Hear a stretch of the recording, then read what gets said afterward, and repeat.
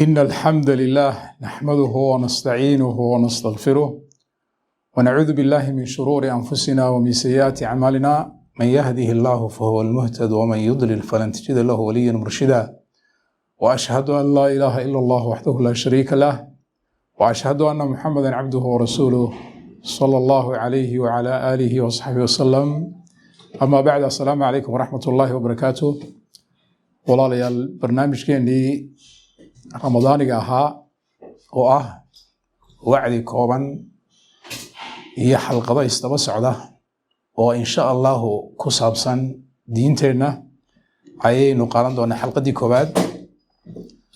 waxaa darsiga koowaad maanta uu noqon doonaa fadliga kelmadda laa ilaaha ila allah. ereyga laa ilaaha ila allah waynu ognahay waa erey qaaliya, waa erey ka turjumaya ilaahay subxaana watacaala keli noqoshadiisa iyo inuu keligii cibaadada mutaystay oo ay tahay isaga in la caabudo, la weyneeyo, loo sujuudo, loo salaado, isaga laga baqo, in la ogaado xaggiisa in loo noqonayo oo xaggiisa lagu dambeynayo. laa ilaaha ila allah waa miftaaxa iyo furaha laga soo galo islaamka.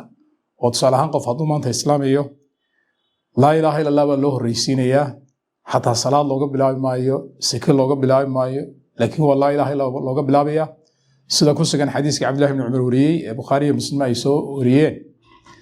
rasuulku calayhi salaatu wasalaam wuxuu yidhi buniya alislaamu calaa khamsin shahaadati an laa ilaaha ila allah wa anna muxamadan rasuulullah. islaamka 5 tiir baa lagu dul dhisay oo uu ku taagan yahay. waxaa ka mid ah shahaadati an laa ilaaha ila allah. ta koobaad waa laa ilaaha ila allah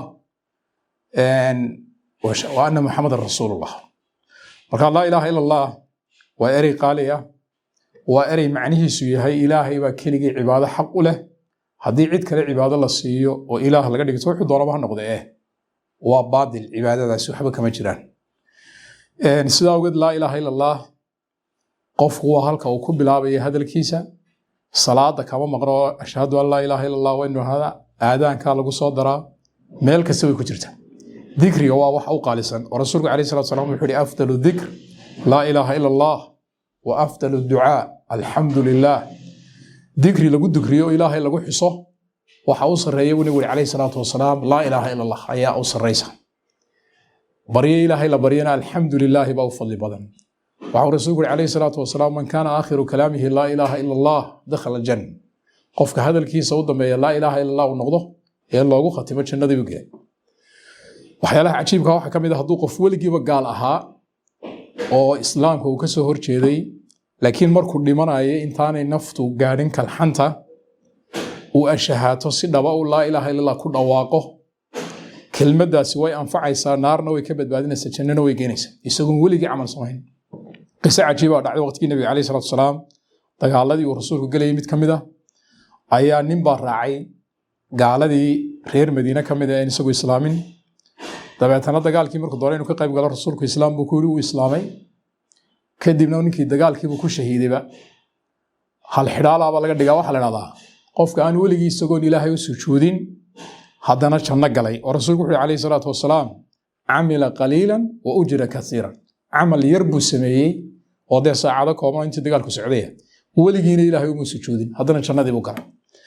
rasuulku calayhi salaatu wasalaam adeerkii abu aalib waa aynu garanayno siduu rasuulka u garab taagnaa, laakiin aan islaamin, waxa uu ku yidhi markii naftu ay ka baxaysay, yaa cammi qul laa ilaaha ila allah kalimatan uxaaju laka biha cinda allahi yowma alqiyaama. adeero kelmad ku dhawaaq oo laa ilaaha ila allahya, kelmadaasoon ilahay agtiisa maalinta qiyaama kuugu doodo.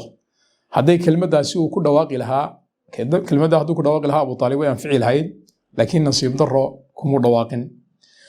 laa ilaaha ila allah waxay tilmaamaysaa in ilaahay keligii la baryo, isaga loo sujuudo, loo salaado, inaan qabri la dawaafin bay tilmaamaysaa. waxay tilmaamaysaa in ilaahay la tala saarto oo khawfka iyo rajada iyo la siiyo. saa awgeed gaaladii nebiga loo soo diray calayhi salaatu wasalaam way fahamsanayeen macnaha laa ilaaha ila allah, oo waxay fahamsaneen laa ilaaha ila allah inay tahay marka lagu dhawaaqo in laga tegayo cibaadatu ghayri illah, cid aan allah in la caabudo. laa ilaaha illa allah macnaheedu maaha ilaahay baa cirka abuuray, ilaahay baa dhulka abuuray, ilaahay baa wax risaqay. intaa maaha macnaheedu. hadday intaa tahay dee gaaladuba way garanayeen. laakiin laa ilaaha illa waxay tilmaamaysaa ilaaha khaaliqa ee cirka abuuree dhulka abuuree isagoo keligiiya isaga cibaadada siiyo cid kale ha ku ladhin taasaa ku weynaatay iyaga saa awgeed ilaahay qur-aankiisa wuxuu yidhi innahum kaanuu idaa qiila lahum laa ilaaha ila allaahu yastakbiruun marka lagu yidhi laa ilaaha ila allah dhaha way isla weyneynayeen waxaan ilahayn qaaluu ainnaa lataariku aalihatina lishaacirin majnuun waxay laaheen ilaahyadayada ma waxaan uga tegaynaa gabayaa waalan iyagoo nebiga ku sheegay calayhi salatu wasallam arrintaasi marka fadliga laa ilaaha ila allah aad buu u ballaaran yahay laakiin laa ilaaha illa allah waa miftaaxul jannana haddii aanu ilkihii wadan waxba kuu furi maayo marka wey haddaynu tusaale ahaan soo qaadano miftaax oo doonta albaab inaad ku furto laakiin ilkihii aanu lahayn ma furi karo laa ilaaha illa allah shuruud bay leedahay culimmadu ay dhahdaan waa furihii oo ilkaha furaha oo kale ka dhigan waxaa ka mid a qofku laa ilaha illa macnaheeda inuu garanayo horta laa ilaha illa allah maxay ku ogashay maxayse kuu diidantay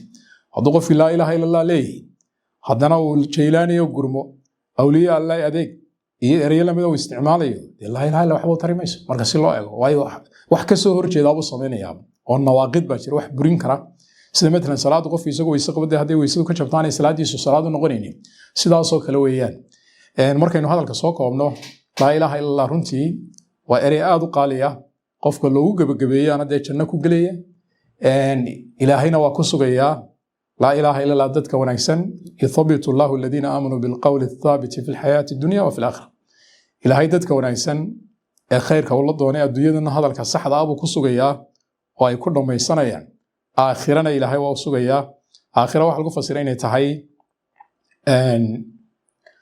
kelmadda amba su'aalaha qabriga qofka lagu weydiin doono wey marka khulaasatul qawl waxay tahay aynu ku dadaalno laa ilaaha illa iyo barashadeeda dikrigaana aynu farabadino oo rasuulku wuxuu calayhi salaatu wasalaam axabu lkalaami ila allahi arbaca buu rasuulku leeyahay ilaahay afar arrimood buu hadal ugu jecel yahay waxaa ka mid ahaa subxaan allah walxamdu lilah walaa ilaaha illa allah wallahu akbar laa yaduruka biayihinna bada'ta kii aad ku bilowdaaba dhib ma laha haddaad laa ilaaha illa u horreysiiso iyo haddii kaleba darsigaasi insha allahu tacaala maanta halkaasi ayuu inoogu joogayaa